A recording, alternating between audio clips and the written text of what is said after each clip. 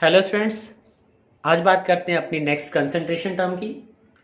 इससे पहले वाले लेक्चर में हमने बात की थी 4 डिफरेंट कंसंट्रेशन टर्म्स को लेकर, जहां हमने बात की मास percent, volume percent, mass by volume percent और स्ट्रेंथ और कंसंट्रेशन की। जो फिफ्थ कंसंट्रेशन टर्म हमारे पास है दैट इज मोल फ्रैक्शन, और मोल फ्रैक्शन को हम रिप्रेजेंट करते हैं by small x. So mole fraction may be defined as the ratio of number of moles of one component to the total number of moles of the solution। ठीक है, कोई भी एक component, क्योंकि हम सॉल्यूशन की बात कर रहे हैं, तो जैसे हम अगर एग्जांपल लें एक बाइनरी सॉल्यूशन का, ठीक है, binary means having two components, दो कंपोनेंट जहां हो सॉल्यूशन के। जैसे सॉल्यूशन के अंदर एक कंपोनेंट हमारे पास है solute and the second component is known as solvent. ठीक है, या ये हो सकता है कि एक सॉल्यूशन के अंदर हमारे पास दो सोल्यूट प्रेजेंट हो, लेकिन सॉल्वेंट तो एक ही होगा, तो इस टाइप के सॉल्यूशन हो जाएंगे टर्नरी सॉल्यूशन। ठीक है, उन्हें टर्नरी सॉल्यूशन बोला जाता है जहां तीन कंपोनेंट हमारे पास प्रेजेंट हो। तो अब चाहे हम बात करें सोल्यूट की, सॉल्वेंट की, किस कंपोनेंट के लिए हम मोल फ्रैक्शन फाइंड आउट करना चाहते हैं, तो इसीलिए हमने यहां पर क्या किया, हमने मान लिया लेट सोल्यूट इज बी, कि हम सोल्यूट को क्या कर रहे हैं, बी के साथ रिप्रेजेंट कर रहे हैं, बी अल्फाबेट के साथ हमने रिप्रेजेंट किया, while the solvent is represented by the alphabet A. तो अगर हमें mole fraction of solute B find out करना है, तो अगर हमें एक्स बी फाइंड आउट करना है, then it is equal to number of moles of solute divide by total number of moles of solution. तो सॉल्यूशन के अंदर दो कंपोनेंट प्रेजेंट है, तो सॉल्यूट के लिए नंबर ऑफ मोल्स बी हो जाएंगे, जबकि सॉल्वेंट के लिए नंबर ऑफ मोल्स ए हो जाएंगे। So X B is equal to N B divide by N B plus N A. साथ ही साथ बात करें एक्स ए की, मोल फ्रैक्शन ऑफ ए कैसे फाइंड आउट हमने करना है, so that is equal to number of moles of one component that is A divide by total number of moles of solution n A plus n B. तो इस तरह से mole fraction solute और solvent दोनों के लिए हम find out कर सकते हैं। अगर हम बात करें सम ऑफ मोल फ्रैक्शन, अगर हम दोनों कंपोनेंट्स के solvent as well as solute दोनों के मोल फ्रैक्शन को अगर हम ऐड कर लेते हैं, then the value comes to be 1। तो जो सम होगा मोल फ्रैक्शन का, चाहे कितने भी कंपोनेंट हमारे पास क्यों ना प्रेजेंट हो, चाहे 3, 4, 5 कितने भी कंपोनेंट्स क्यों ना प्रेजेंट हो हमारे पास एक गिवन सॉल्यूशन के अंदर, उन सभी का जो मोल फ्रैक्शन है उनका सम 1 के इक्वल होगा।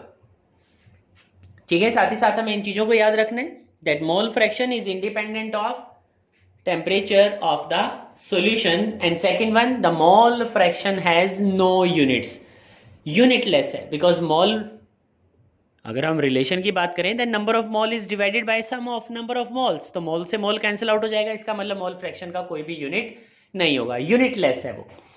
ठीक है, बात करते हैं मोल फ्रैक्शन के एक न्यूमेरिकल की। तो बात कर रहे थे हम न्यूमेरिकल को लेकर, और न्यूमेरिकल हमें गिवन है calculate the mole fraction of benzene in a solution containing 30% by mass of it in CCl4। CCl4 क्या है, carbon tetra chloride. Carbon tetra chloride का हमने यूज करना है, इसका मतलब कार्बन टेट्रा क्लोराइड और बेंजीन, ये दो चीजें हमें गिवन है। तो सबसे पहले अगर हम बात देखें इस स्टेटमेंट के अंदर, सिर्फ एक चीज हमें गिवन है that mole fraction of benzene हमने फाइंड आउट करना है। ठीक है, तो benzene, mole fraction of benzene हमें फाइंड आउट करना है in a solution which contain 30% by mass of it. इसका मतलब जो सॉल्यूशन है हमारे पास, उस सॉल्यूशन के अंदर कितना है बेंजीन, 30% बाय मास है।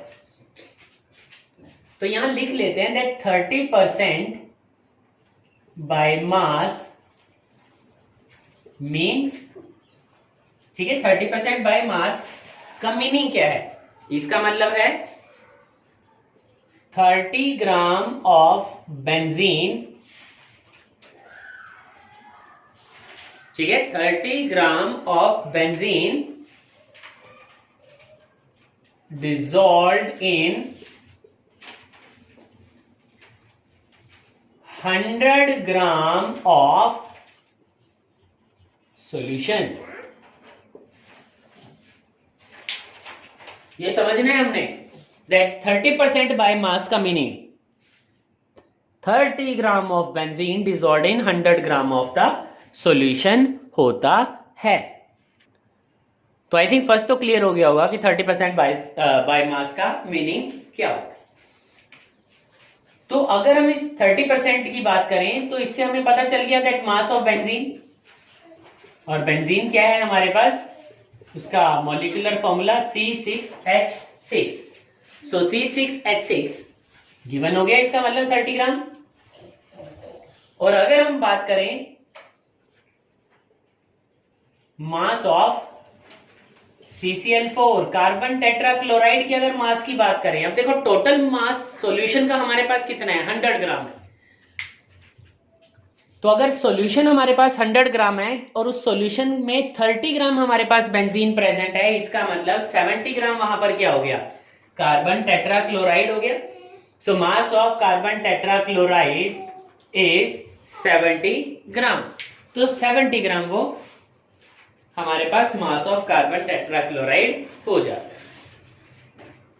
तो दोनों चीजें हमें पता है, और मोल फ्रैक्शन बड़ा इजीली फाइंड आउट कर सकते हैं। लेकिन मोल फ्रैक्शन फाइंड आउट करने के लिए अगर हम अपने फॉर्मूले की बात करें तो फॉर्मूला था the ratio of one component to the ratio of mole of one component. ठीक है, मोल्स की टर्म में था हमारे पास। इसका मतलब अभी हमें बेंजीन का और कार्बन टेट्राक्लोराइड दोनों के मोल्स को फाइंड आउट करना होगा। So number of moles of benzene किस तरह से फाइंड आउट करें, तो फॉर्मूला हमारे पास होता है given mass by molar mass. तो गिवन मास तो हो गया 30। अगर हम बात करें बेंजीन के मोलर मास की, देन मोलर मास इज 78। तो value comes to be 0.385 moles, इतना आता है लगभग हमारे पास।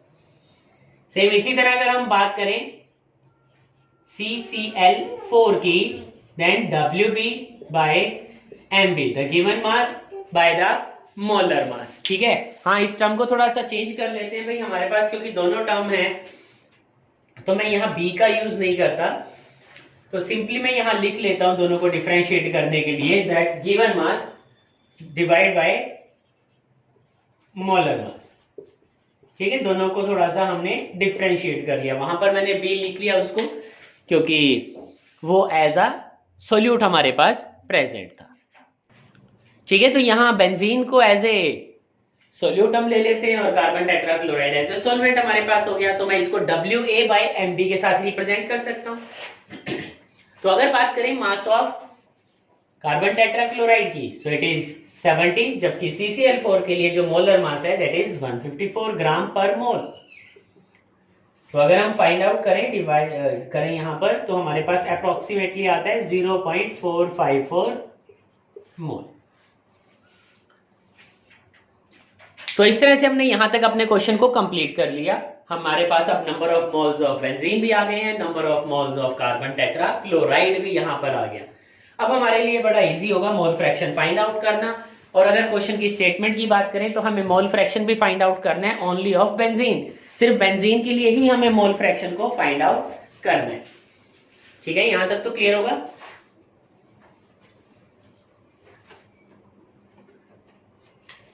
तो अगर हम बात करें मोल फ्रैक्शन ऑफ बेंजीन की, तो मोल फ्रैक्शन को हम x के साथ रिप्रेजेंट करते हैं। सो x ऑफ C6H6 बेंजीन के लिए होगा number of moles of benzene to the total number of moles of solution. और सॉल्यूशन में हमारे पास नंबर ऑफ मोल्स बेंजीन के भी होंगे, साथ ही साथ number of moles carbon tetrachloride के भी हमारे पास होंगे। तो number of moles of benzene की बात करें तो 0.385 था, जबकि कार्बन टेट्राक्लोराइड के लिए वो था 0.454। ठीक है, और अगर इसको हम सॉल्व करें then the value comes to be 0.459। तो इस तरह से हम बड़ा easily mole fraction find out कर सकते हैं। ठीक है, तो ये आंसर हो गया हमारा। ठीक है, तो इस तरह से हमने मोल फ्रैक्शन के क्वेश्चंस को सॉल्व करने हैं। उसके अलावा बहुत सारे रिलेशंस हमारे पास आएंगे जिनकी हम यहाँ पर बात करेंगे। ठीक है स्टूडेंट्स, तो नेक्स्ट वीडियो में बात करेंगे इससे नेक्स्ट कंसंट्रेशन टर्म्स को लेकर। Okay students, bye.